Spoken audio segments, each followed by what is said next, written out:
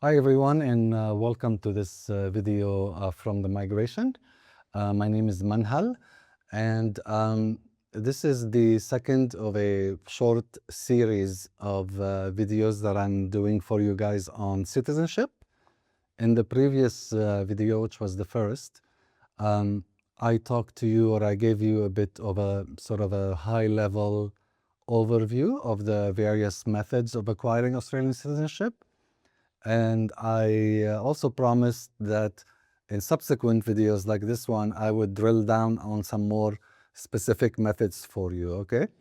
Today's video, I think, is going to be most important and most relevant to most of our followers, because most of our followers are actually immigration clients that we have done all kinds of visas for, and their ultimate goal after PR is to settle in Australia with a citizenship. So that's what we're going to be talking about today, okay? So today is all about what we call citizenship by conferral, okay? Now, for citizenship by conferral, which applies to most of you, like I said, you have to meet the what's called the general residence requirement in order to qualify for citizenship by conferral. Unless you don't have to meet the general residence requirement, if you have a permanent or enduring physical or mental incapacity, those are obviously very rare cases. If you are aged 60 or over, or if you have a hearing or speech or sight impairment, in those cases you also don't have to meet the residence requirement. If you're under 18, a child under 18 does not have to meet the general residence requirement.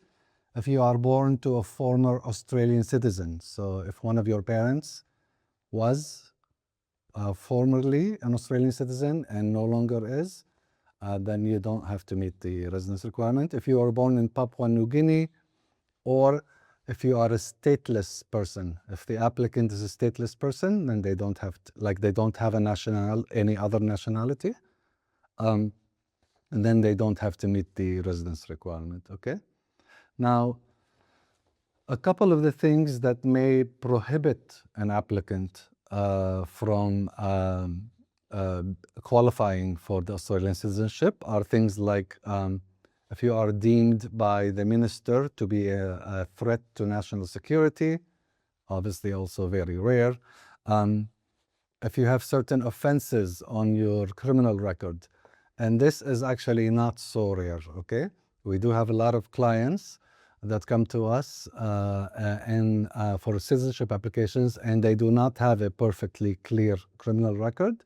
So for this point here, just know that just because you have one or two or maybe even more things on your criminal record does not automatically disqualify you from the citizenship. It basically all depends on the nature of the offenses on your record. It also depends on the length of any imprisonment sentence you may have served.